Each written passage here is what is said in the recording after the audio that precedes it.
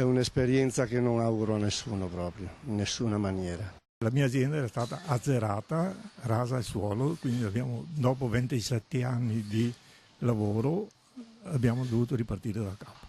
A lei vengono quasi le lacrime.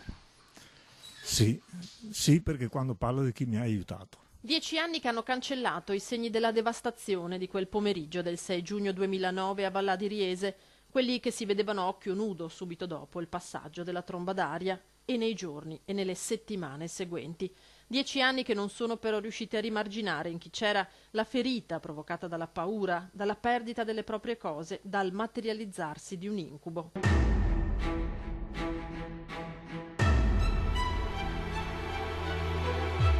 Ogni volta che è brutto tempo, insomma, si ha paura. È un problema, specialmente mia figlia vuole andare via.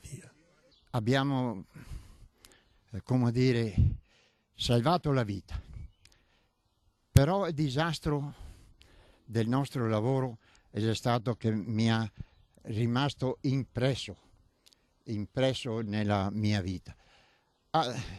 Perché quel giorno pareva la fine del nostro lavoro. E in quel momento ho pianto. Però c'è anche il lato positivo, e questo bisogna dirlo.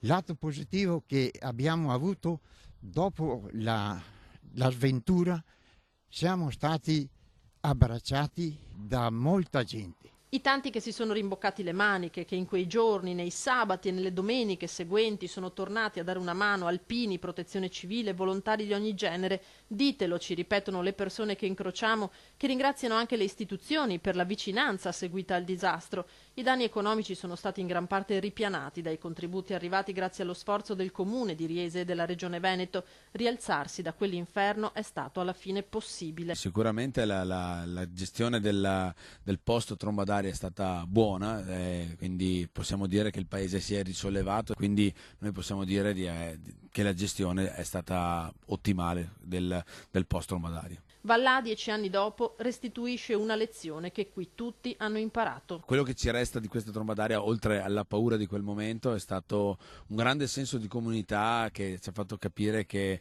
la vera ricchezza di questo paese non è tanto nel suo patrimonio immobiliare o mobiliare, ma nel cuore delle persone.